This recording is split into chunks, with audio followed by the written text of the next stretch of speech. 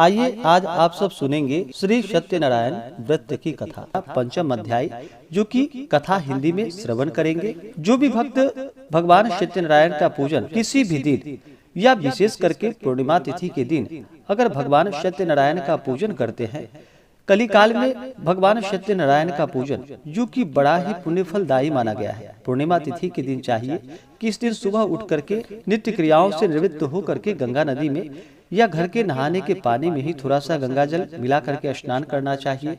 शुद्ध वस्त्र धारण करके व्रत का संकल्प लेना चाहिए और विशेष प्रकार से संध्या काल के समय में भगवान सत्यनारायण का पूजन करना चाहिए, कथा श्रवण करनी चाहिए, भगवान सत्यनारायण की आरती करनी चाहिए। इससे भगवान सत्यनारायण स्वामी अति प्रसन्न होते हैं और अपने भक्तों के सभी प्रकार के दुख और कष्ट को दूर कर देते हैं तथा सुख और समृद्धि का आशीर्वाद प्रदान करते हैं। तो आइए सुनते हैं श्री सत्यनारायण व्रत की कथा। बोलिए प्रेम से श्री सत्यनारायण भगवान की जय, लक्ष्मी नारायण भगवान की जय। श्री सत्यनारायण व्रत कथा पहला अध्याय। कि एक बार नैमिषारण्य तीर्थ में शौनकादि 88,000 ऋषियों ने श्री सूत जी से पूछा कि हे प्रभु, इस कलिकाल में वेद विद्या रहित मनुष्यों को प्रभु भक्ति किस प्रकार से प्राप्त हो सकती है तथा उनका उद्धार कैसे होगा।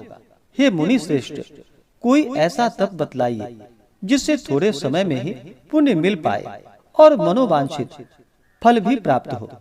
इस प्रकार की कथा सुनने की हम इच्छा रखते हैं। सर्वशास्त्रों के ज्ञाता श्री सूत जी बोले कि हे वैष्णवों में पूज्य, आप सभी ने प्राणियों के हित की बात पूछी है, इसलिए मैं एक श्रेष्ठ व्रत को आप लोगों को बतलाऊंगा, जिसे नारद जी ने लक्ष्मी नारायण जी से पूछा था और लक्ष्मीपति ने मुनि श्रेष्ठ नारद जी से कहा था। आप सब इसे ध्यान से सुनिए। एक समय की बात है कि योगी राज नारद जी दूसरों के हित की इच्छा के लिए अनेकों लोकों में घूमते हुए मृत्यु लोक में आ पहुँचे। वहाँ उन्होंने अनेक योनियों में जन्मे प्रायः सभी मनुष्यों को अपने कर्मों द्वारा अनेकों दुखों से पीड़ित देखा। उनका दुख देखकर नारद जी सोचने लगे कि कैसा यत्न किया जाए जिसके करने से निश्चित रूप से मानव के दुखों का अंत हो जाए। इसी विचार पर मनन करते हुए वह विष्णु लोक में गए। वहाँ वह देवों के इष्ट नारायण की स्तुति करने लगे, जिनके हाथों में शंख, चक्र, गदा और पद्म थे, गले में वरमाला पहने हुए थे। स्तुति करते हुए नारद जी बोले कि हे भगवान, आप अत्यंत शक्ति से संपन्न हैं। मन तथा वाणी भी आपको नहीं पा सकती। आपका आदि, मध्य तथा अंत नहीं है। निर्गुण स्वरूप सृष्टि के कारण भक्तों के दुख को दूर करने वाले हैं। आपको मेरा नमस्कार है। नारद जी की स्तुति सुन भगवान विष्णु बोले कि हे मुनि श्रेष्ठ, आपके मन में क्या बात है? आप किस काम के लिए पधारे हैं? निसंकोच आप मुझसे कहिए। इस पर नारद मुनि बोले कि मृत्यु लोक में अनेक योनियों में जन्मे मनुष्य अपने कर्मों के द्वारा अनेकों दुख से दुखी हो रहे हैं। हे नाथ, आप मुझ पर दया रखते हैं तो बतलाइए कि वो मनुष्य थोड़े प्रयास से ही अपने दुखों से कैसे छुटकारा पा सकते हैं। भगवान श्री हरि बोले कि हे नारद, मनुष्यों की भलाई के लिए तुमने बहुत अच्छी बात पूछी है, जिसके करने से मनुष्य मोह माया से छूट जाता है। वह बात मैं कहता हूँ, उसे सुनो। स्वर्ग लोक व मृत्यु लोक में दोनों में एक दुर्लभ उत्तम व्रत है जो पुण्य देने वाला है। आज प्रेमवश होकर मैं उसे तुमसे कहता हूँ। श्री सत्यनारायण भगवान का यह व्रत अच्छी तरह विधान पूर्वक करके मनुष्य तुरंत ही यहाँ सुख भोग कर मरने पर मोक्ष पाता है। श्री हरि के वचन को सुनकर नारद जी बोले, उस व्रत का फल क्या है और उसका विधान क्या है? यह व्रत किसने किया था? इस व्रत को किस दिन करना चाहिए? सभी कुछ विस्तार से आप मुझे बतलाएं। नारद की बात को सुनकर भगवान श्री हरि बोले कि दुख शोक को दूर करने वाला यह सभी स्थानों पर विजय दिलाने वाला है। मानव को भक्ति व श्रद्धा के साथ शाम को श्री सत्यनारायण की पूजा धर्म पारायण होकर ब्राह्मणों व बंधुओं के साथ करनी चाहिए। भक्ति भाव से ही नैवेद्य केले का फल, घी, दूध और गेहूं का आटा सबाया ले। गेहूं के स्थान पर साठी का आटा ले, शक्कर तथा गुड़ लेकर वह सभी भक्षण भोज्य पदार्थों को मिलाकर भगवान को भोग लगाए। ब्राह्मणों सहित बंधु बांधवों को भी भोजन करवाए। इसके बाद स्वयं भोजन करे, भजन कीर्तन के साथ भगवान की भक्ति में लीन हो जाए। इस तरह से सत्यनारायण भगवान का यह व्रत करने पर मनुष्य की सारी इच्छाएं निश्चित रूप से पूरी हो जाती है। इस कलिकाल अर्थात कलयुग में मृत्यु लोक में मोक्ष का यही एक सरल उपाय बतलाया गया है। इस प्रकार से श्री सत्यनारायण व्रत कथा की पहली अध्याय पूर्ण हुई। तो बोलिए प्रेम से श्री सत्यनारायण स्वामी की जय। अथ द्वितीय अध्याय। श्री सूत जी बोले कि हे ऋषियों, जिसने पहले समय में इस व्रत को किया था उसका इतिहास कहता हूँ, आप ध्यान पूर्वक सुनो। सुंदर काशीपुरी नगरी में एक अत्यंत निर्धन ब्राह्मण रहता था। भूख प्यास से परेशान वह धरती पर घूमता रहता था। ब्राह्मणों से प्रेम करने वाले भगवान ने एक दिन ब्राह्मण का वेश धारण कर उसके पास जाकर पूछा कि हे विप्र, नित्य दुखी होकर तुम पृथ्वी पर क्यों घूमते हो? दीनहीन ब्राह्मण बोला कि मैं निर्धन ब्राह्मण हूँ, भिक्षा के लिए धरती पर घूमता हूँ। हे भगवान, यदि आप इसका कोई उपाय जानते हो तो बतलाइए। वृद्ध ब्राह्मण कहने लगे कि सत्यनारायण भगवान मनोवांछित फल देने वाले हैं, इसलिए तुम उनका पूजन करो। इसे करने से मनुष्य सभी दुखों से मुक्त हो जाता है। वृद्ध ब्राह्मण बनकर आए श्री सत्यनारायण भगवान उस निर्धन ब्राह्मण को व्रत का सारा विधान बतलाकर वहाँ से अंतर ध्यान हो गए। ब्राह्मण मन ही मन सोचने लगा कि जिस व्रत को वृद्ध ब्राह्मण करने को कह गया है, मैं उसे अवश्य करूंगा। यह निश्चय करने के बाद उसे रात में नींद नहीं आई। वह सवेरे उठकर सत्यनारायण भगवान के व्रत का निश्चय कर भिक्षा के लिए चला गया।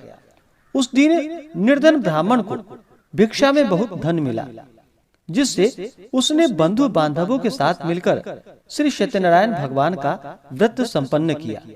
भगवान सत्यनारायण का व्रत संपन्न करने के बाद वह निर्धन ब्राह्मण सभी दुखों से छूट गया और अनेक प्रकार की संपत्तियों से युक्त हो गया। उसी समय से यह ब्राह्मण हर माह इस व्रत को करने लगा। इस तरह से सत्यनारायण भगवान के व्रत को जो मनुष्य करेगा वह सभी प्रकार के पापों से छूटकर मोक्ष को प्राप्त होगा। जो मनुष्य इस व्रत को करेगा वह सभी दुखों से मुक्त हो जाएगा। सूत जी बोले, इस तरह से नारद जी ने नारायण जी का कहा हुआ श्री सत्यनारायण व्रत को मैंने तुमसे कहा। हे विप्र, मैं अब और क्या कहूँ? ऋषि बोले कि हे मुनिवर, संसार में उस विप्र से सुनकर और किस किस ने इस व्रत को किया, हम इस बात को सुनना चाहेंगे। इसके लिए हमारे मन में जो श्रद्धा भक्ति भाव है आप कृपा कर बतलाइए। सूत जी बोले कि हे मुनि, जिसने इस व्रत को किया वह सुनो। एक समय वही विप्र धन व ऐश्वर्य के अनुसार अपने बंधु बांधवों के साथ इस व्रत को करने को तैयार हुआ। उसी समय एक लकड़ी बेचने वाला बूढ़ा आदमी आया और लकड़ियों को बाहर रखकर अंदर ब्राह्मण के घर गया। प्यास से दुखी वह लकड़हारा उनको व्रत करते देख विप्र को नमस्कार कर पूछने लगा कि आप यह क्या कर रहे हैं तथा इसके करने से क्या फल प्राप्त होता है, आप कृपा करके मुझसे बतलाइए। ब्राह्मण ने कहा कि सब मनोकामनाओं को पूर्ण करने वाला यह सत्यनारायण भगवान का व्रत है। इनकी कृपा से ही मेरे घर में धन्य धान्य आदि की वृद्धि हुई है। विप्र से सत्यनारायण व्रत के बारे में जानकर लकड़हारा बहुत प्रसन्न हुआ और चरणामृत लेकर वह प्रसाद खाने के बाद अपने घर गया। लकड़हारे ने अपने मन में संकल्प लिया कि आज लकड़ी बेचने से जो धन मिलेगा उसी से श्री सत्यनारायण भगवान का मैं उत्तम व्रत करूंगा। मन में इस विचार को ले वह आदमी सिर पर लकड़ियां रखकर उस नगर में बेचने के लिए चला गया, जहाँ पर धनी लोग ज्यादा रहते थे। उस नगर में उसे अपनी लकड़ियों का दाम पहले से 4 गुना अधिक मिला। वह प्रसन्न होकर शक्कर, घी, दूध, दही और गेहूं का आटा ले और सत्यनारायण भगवान के व्रत के अन्य सामग्रियां लेकर अपने घर गया। वहां उसने अपने बंधु बांधवों को बुलवाकर विधि विधान से श्री सत्यनारायण भगवान का पूजन और व्रत किया। इस व्रत के प्रभाव से वह बूढ़ा लकड़हारा धन पुत्र आदि से युक्त होकर संसार में समस्त सुख भोग कर अंत काल में वैकुंठ धाम को गया। इस प्रकार से श्री सत्यनारायण व्रत कथा दूसरी अध्याय पूर्ण हुई। तो बोलिए प्रेम से श्री सत्यनारायण भगवान की जय। अथ तृतीयो अध्याय। श्री सूत जी बोले कि हे श्रेष्ठ मुनियों, अब आगे की कथा कहता हूँ। पहले समय में उल्कामुख नाम का एक बुद्धिमान राजा रहता था। वह सत्यवक्ता और जितेंद्रिय था। प्रतिदिन दिव्य स्थानों पर जाता और निर्धनों को धन देकर उनके कष्ट दूर करता था। उसकी पत्नी कमल के समान मुख वाली तथा सती साध्वी थी। भद्रशिला नदी के तट पर उन दोनों ने श्री सत्यनारायण भगवान का व्रत किया। उसी समय साधु नाम का एक वैश्य आया। उसके पास व्यापार करने के लिए बहुत सा धन भी था। राजा को व्रत करते हुए देखकर वह विनय पूर्वक पूछने लगा कि हे राजन, भक्ति भाव से पूर्ण होकर आप यह क्या कर रहे हैं? मैं सुनने की इच्छा रखता हूँ, आप मुझे बतलाइए। राजा बोला कि हे साधु, अपने बंधु बांधवों के साथ पुत्रादि की प्राप्ति के लिए एक महा शक्तिमान श्री सत्यनारायण भगवान का व्रत व पूजन कर रहा हूँ। राजा के वचन सुन साधु आदर से बोला कि हे राजा, मुझे इस व्रत का सारा विधान कहिए। आपकी कथा अनुसार मैं भी इस व्रत को करूँगा। मेरी भी संतान नहीं है और इस व्रत को करने से निश्चित रूप से मुझे संतान की प्राप्ति होगी। राजा से व्रत का सारा विधान सुन व्यापार से निवृत्त हो वह अपने घर गया। साधु वैश्य ने अपनी पत्नी को संतान देने वाले इस व्रत का वर्णन कह सुनाया और कहा कि जब मेरी संतान होगी तब मैं इस व्रत को करूंगा। साधु ने इस तरह के वचन अपनी पत्नी लीलावती से कहे। एक दिन लीलावती पति के साथ आनंदित हो सांसारिक धर्म में प्रवृत्त होकर श्री सत्यनारायण भगवान की कृपा से गर्भवती हो गई। 10वें महीने में उसके गर्भ से एक सुंदर कन्या ने जन्म लिया। दिनों दिन वह ऐसे बढ़ने लगी जैसे कि शुक्ल पक्ष की चंद्रमा बढ़ता है। माता पिता ने अपनी कन्या का नाम कलावती रखा। एक दिन लीलावती ने मीठे शब्दों में अपने पति को याद दिलाया कि आपने सत्यनारायण भगवान के जिस व्रत का संकल्प लिया था उसे करने का समय आ गया है। आप इस व्रत को करिए। साधु बोला कि हे प्रिय, इस व्रत को मैं उसके विवाह के समय करूंगा। इस प्रकार अपने पत्नी को आश्वासन देकर वह नगर को चला गया। कलावती पिता के घर में वृद्धि को प्राप्त हुई, धीरे धीरे बढ़ने लगी। साधु ने एक बार नगर में अपनी कन्या को सखियों के साथ देखा तो तुरंत ही दूत को बुलवाया और कहा कि मेरी कन्या के योग्य वर देख कर आओ। साधु की बात सुनकर दूत कंचन नगर में पहुंचा और वहां देखभाल कर लड़की के सुयोग्य वनिक पुत्र को ले आया। सुयोग्य लड़के को देख साधु ने बंधु बांधवों को बुलवाकर अपनी पुत्री का विवाह करा दिया। लेकिन दुर्भाग्य की बात तो यह है कि साधु ने अभी भी सत्यनारायण भगवान का व्रत नहीं किया। इस पर श्री सत्यनारायण क्रोधित हो गए और श्राप दे दिया कि साधु को अत्यधिक दुख मिले। अपने कार्य में कुशल साधु बनिया जमाई को लेकर समुद्र के पास स्थित होकर रत्नसारपुर नगर में गया। वहां जाकर दामाद ससुर दोनों मिलकर चंद्रकेतु राजा के नगर में व्यापार करने लगे। एक दिन भगवान सत्यनारायण की माया से एक चोर राजा का धन चुराकर भाग रहा था। उसने राजा के सिपाहियों को अपना पीछा करते देख चुराया हुआ धन वहां रख दिया जहाँ की साधु अपने जमाई के साथ ठहरा हुआ था। राजा के सिपाहियों ने साधु वैश्य के पास राजा का धन पड़ा देखा तो वह ससुर जमाई दोनों को बांधकर प्रसन्नता से राजा के पास ले गया और कहा कि उन दोनों चोरों को हम पकड़ कर लाए हैं।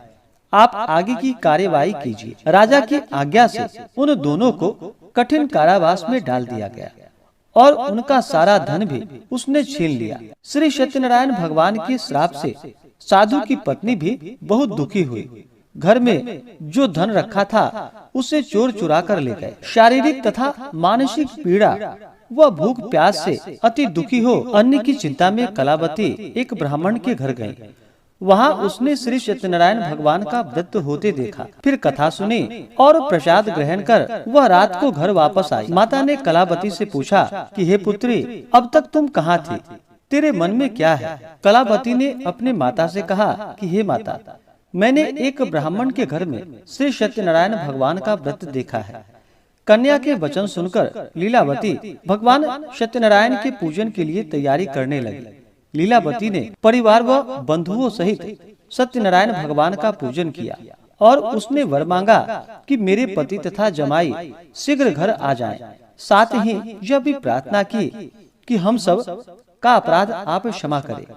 श्री सत्यनारायण भगवान इस व्रत से संतुष्ट हो गए और राजा चंद्रकेतु को सपने में दर्शन देकर कहा कि हे राजन, तुम उन दोनों वैश्यों को छोड़ दो और तुमने उनका जो भी धन लिया है उसे वापस कर दो।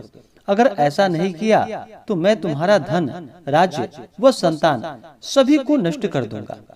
राजा को यह सब कहकर वह अंतर ध्यान हो गए।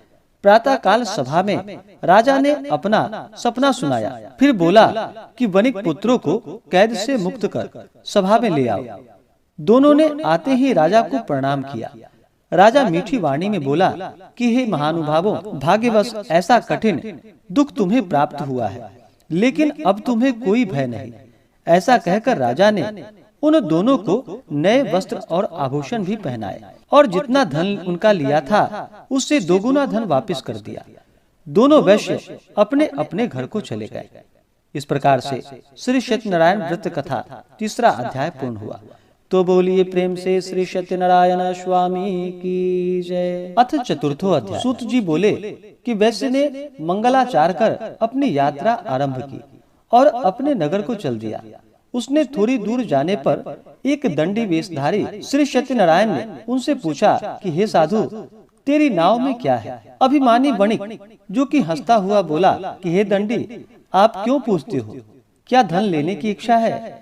मेरी नाव में तो बेल व पत्ते भरे पड़े हैं। वैश्य के कठोर वचन को सुनकर भगवान बोले कि तुम्हारा वचन सत्य हो। दंडी ऐसे वचन को कहकर वहाँ से दूर चले गए। कुछ दूर जाकर समुद्र के किनारे बैठ गए। दंडी के जाने के बाद साधु वैश्य ने नित्य क्रिया के पश्चात नाव को ऊंची उठी देखकर अचंभा माना और नाव में बेल पत्ते आदि देखकर वह मूर्छित हो जमीन पर गिर पड़ा। मूर्छा खुलने पर वह अत्यंत शोक में डूब गया तथा उसका दामाद बोला कि आप शोक न मनाएं, वह दंडी का श्राप है, इसलिए हमें उनकी शरण में जाना चाहिए, तभी हमारी मनोकामना पूरी होगी। दामाद की बात को सुनकर दंडी के पास पहुँच और अत्यंत भक्ति भाव से नमस्कार कर बोला कि मैंने आपसे जो असत्य वचन कहे थे उसके लिए मुझे क्षमा कीजिए। ऐसा कहकर महान शोकातुर हो रोने लगा। दंडी भगवान बोले कि हे वणिक पुत्र, मेरी आज्ञा से बार बार तुम्हें दुख प्राप्त हुआ है, तू मेरी पूजा से विमुख हुआ है। साधु बोला कि हे भगवान, आपकी माया से ब्रह्मा आदि देवता भी आपके रूप को नहीं जानते, तो मैं अज्ञानी कैसे जान सकता हूँ? आप प्रसन्न हो आई, तब मैं सामर्थ्य के अनुसार आपकी पूजा अवश्य ही करूँगा। मेरी रक्षा करो, पहले के समान नौका में धन भर दो। साधु वैश्य के भक्ति पूर्वक वचन को सुनकर भगवान प्रसन्न हो गए और उसकी इच्छा अनुसार वरदान देकर अंतर ध्यान हो गए। ससुर जमाई जब नाव पर आए तो नाव धन से भरी हुई थी। फिर वहीं अपने अन्य साथियों के साथ सत्यनारायण भगवान का पूजन कर अपने नगर को चल दिया। जब नगर के नजदीक पहुंचा तो दूत को घर पर खबर करने के लिए भेज दिया।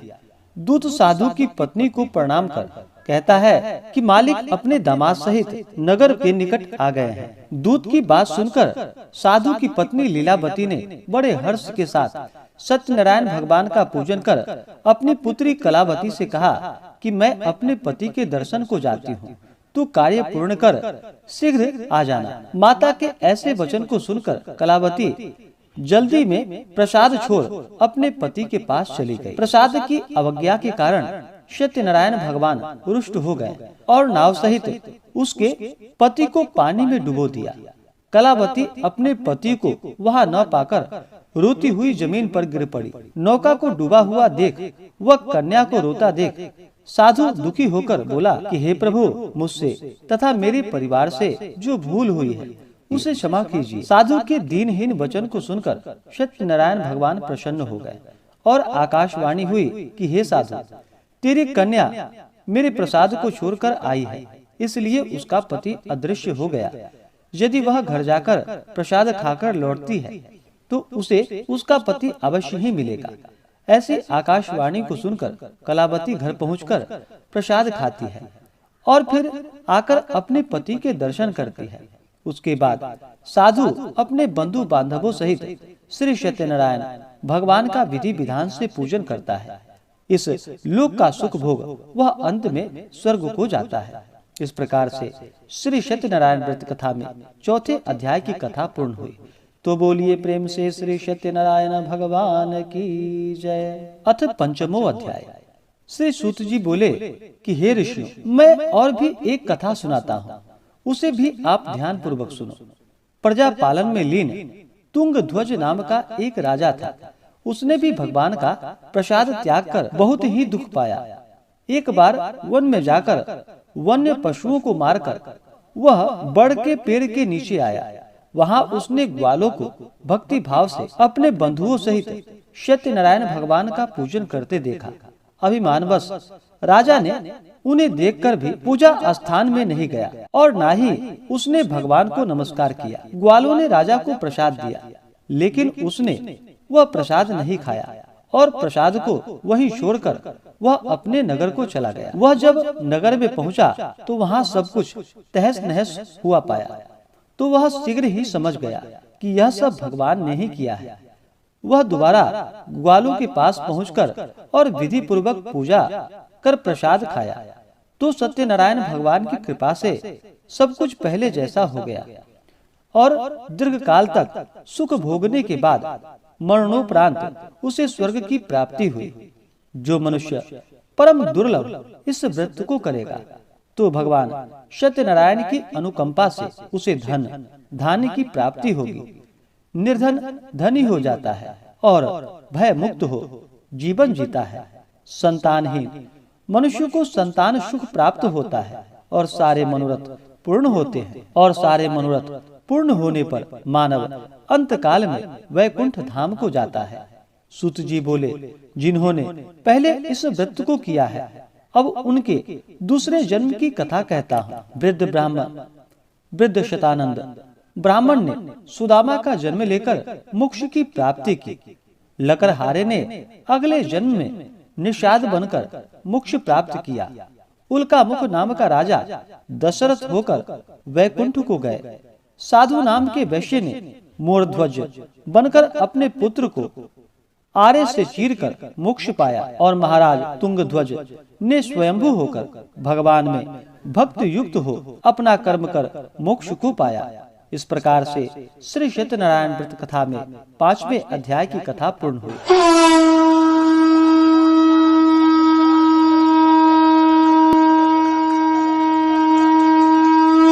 तो बोलिए प्रेम से श्री सत्यनारायण भगवान की जय। ऐसे ही ज्ञान वर्धक जानकारियाँ प्राप्त करने के लिए हमारे इस चैनल पे अगर आप नए हैं तो चैनल को लाल बटन दबा करके सब्सक्राइब करें, साथ में बेल आइकन घंटी को दबाएं ताकि मेरी वीडियो का नोटिफिकेशन आपको समय से मिलता रहे।